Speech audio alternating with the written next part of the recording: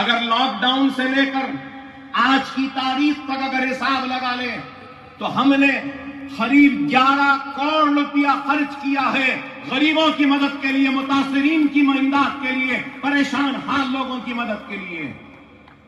معمولی کام نہیں ہے کہ کوئی اپنے جیب سے، اپنی ذات سے 11 کروڑ روپیہ خرچ کر رہا ہے، غریبوں کو دے رہا ہے، اور یہ کام اقتدار کے لیے نہیں، یہ کام ووٹ کے لیے نہیں، یہ کام دوبارہ منتخب ہونے کے لیے نہیں ہے، یہ کام اپنی آخرت کو سنوارنے کے لیے ہے، اور میری آخرت کا سودا سمجھ کر میں کام کرتا ہوں، دیانتداری کے ساتھ، ایمانداری کے ساتھ، پورے اخلاص کے ساتھ۔ اور اگر آج حافظ بابا نگر ہو، گلشن اقبال ہو، یا دوسرے متاثرہ علاقوں کو اگر لوگ جا کر دیکھنا چاہتے ہیں تو دیکھ سکتے ہیں کہ پہلے جیسا صاف ہو چکا ہے، ستھرا ہو چکا ہے، اور جتنی ہو سکتی ہے وہاں سے ہم ملبہ اٹھانے میں کامیاب ہوئے۔ صرف حافظ بابا نگر اور گلشن اقبال چندرائن گٹے میں ہم 10,000 ٹن، اور مجلس اتحاد المسلمین صرف زبانی جمع خرچ نہیں کرتی بلکہ کام کرتی ہے، اور یہ کام کی تفصیلات میں نے آپ کے سامنے بیان کی ہے۔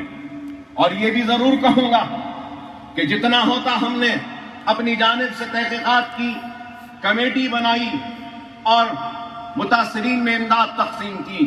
اگر کوئی متاثر، حقیقی متاثر اگر چھوٹ جاتا ہے تو وہ حقیقی متاثر آج کی تقریب کے بعد بھی مایوس نہ ہو۔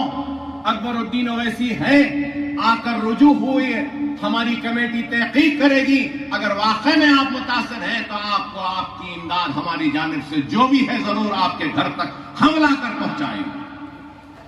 مگر میں آپ سے یہی کہوں گا کہ جو لوگ آج ہم پہ تنقید کرتے ہیں یا ہم پہ الزام لگاتے ہیں، میں ان سے پوچھنا چاہتا ہوں کیا تم نے اتنا کام کیا؟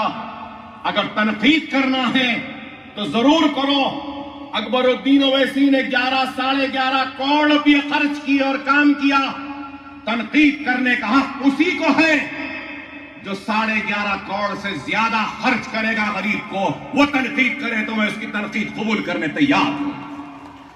جیب سے ایک پیسہ نہیں نکلتا، حلق سے کوئی الفاظ نہیں نکلتے تو صرف مجلس پر تنقید کرنے کے لیے، حلقہ اسمبلی چندرائن گٹے کو بدنام کرنے کے لیے۔ ارے نہیں، جب تک اکبر الدین اویسی ہے چندرائن گٹے حلقے میں کوئی بھوکا نہیں سوئے گا۔ جب تک میں زندہ ہوں ہر کسی کی مدد کروں گا، کرتے رہوں گا۔ 25 برس ہونے آتے ہیں، وعدہ تھا ایک اسکول کا، لیکن آج 14 اسکول کی عمارتیں کھڑی ہیں۔ یہ بھی عمارت کھڑی ہے، میرے مرنے کے بعد میری اولاد میں تقسیم نہیں ہوگی، یہ ملت کے لیے ہوگی، مسلمانوں کے لیے ہوگی، اور جہالت کے خاتمے کے لیے، علم کی روشنی کو منور کرنے کے لیے عمارتیں کھڑے ہیں۔ اگر میں چاہتا تو اس سے بڑا بنگلہ اپنے لیے بنا لیتا، لیکن میرا مقصد اپنے لیے نہیں، میرا مقصد ان کے لیے ہے جن کی وجہ سے میں آج زندہ کھڑا ہوں۔ میں احسان مند ہوں ان دعاؤں کا جن کی وجہ سے میں آج زندہ ہوں۔ میں اس احسان کو ادا نہیں کر سکتا کہ جو موت کے لیے لڑ رہا تھا۔ میرے بچے احسان مند ہیں، میرے بچے یتیم ہو جاتے اگر آپ کی دعائیں نہ ہوتی۔ میری ماں تڑپتی تھی اگر آپ کی دعائیں نہ ہوتی۔ میرے بھائی کے کھانے پر میرے جنازہ آ جاتا اگر آپ کی دعائیں نہ ہوتی۔ میری بیوی بیوہ ہو جاتی اگر آپ کی دعائیں نہ ہوتی۔ ارے آپ کی دعاؤں کا اتنا بڑا قرض ہے کہ جتنی بھی حیات ہے، جتنا بھی دوں، سب کچھ دے دوں، اپنی جسم کی چمڑی بھی نکال کر اگر آپ کے قدموں کی نظر کر دوں، تب بھی میں آپ کی دعاؤں کا احسان کا بدلہ ادا نہیں کر سکتا، نہیں کر سکتا، نہیں کر سکتا۔ بس یہی دعا ہے کہ اللہ ہمارے اس کار خیر کو، ہمارے اس خیر کے کام کو قبول کرے۔ آپ سے بھی درخواست ہے کہ آپ دعا کریں کہ میرے بعد بھی یہ عمارتیں جس بلندی کے ساتھ کھڑی ہیں اسی طریقے سے کھڑی رہیں اور غریب اس سے استفادہ اٹھاتے رہیں۔ خدا را دوست و دشمن کو پہچانو، اپنوں اور غیروں کو پہچانو، منتشر نہ ہو، منظم رہو، متحد رہو. حالات چیخ کر چلا کر ہم سے ایک ہی پیغام دے رہی ہے کہ منظم ہو جاؤ، متحد ہو جاؤ، ایک مرکز سیاسی پہ جمع ہو جاؤ، اپنوں کو پہچانو، غیروں کے سازشوں کا شکار نہ بنو. تہمتیں، الزام لگتے رہے ہیں، لگتے رہیں گے، ہم کو پرواہ نہیں. ہمارا مقصد کام ہے، خدمت ہے. مصیبت زدہ لوگوں کا ہاتھ تھامنا ہے. ہم مصیبت زدہ لوگوں کا ہاتھ تھامتے رہیں گے، کام کرتے رہیں گے، آگے بڑھتے رہیں گے، آگے بڑھ بھی رہے ہیں اور بھی آگے بڑھیں گے. اور آخر میں صدر کل مجلس اتحاد المسلمین بیرسٹر اسد الدین اویسی صاحب، موجود رکن پارلیمنٹ و نقیب ملت، حلقہ اسمبلی چندرائن گٹے کے کارپوریٹرز، سرگرم کارکن، صدر و معتمدین اور چندرائن گٹے کی عوام کی جانب سے پرخلوص مبارکبادی پیش کرتا ہوں کہ بہار کی غیر معمولی تاریخ ساز کامیابی، ہندوستان کی سیاست میں یہ کامیابی ایک نئی تاریخ لکھے گی اور دنیا دیکھے گی.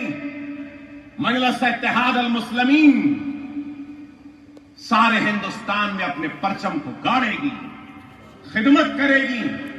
اور وہ لوگ جو 70 برس سے نظر انداز ہوئے، ہم ان لوگوں کے نمائندہ بن کر ان کی امید پہ کامیاب اتریں گے، ان کی توقعات پہ اتریں گے. ہماری جانب سے جو خدمات ہے وہ کریں گے. اللہ ہم سے کام لے رہا ہے. اب اللہ 2 مرتبہ مسکراتا ہے. ایک مرتبہ اس وقت جب دنیا کسی کو نیچا دکھانا چاہتی ہے اور اللہ اس کو اونچا کرنا چاہتا ہے اس وقت.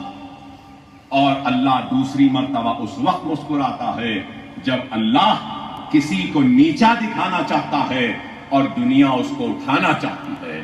تو ان 2 وقت اللہ مسکراتا ہے. مجلس کو نیچا دکھانے والوں، تم کوشش کرتے رہے، اللہ مسکراتا رہا اور ہم کو نوازتا گیا.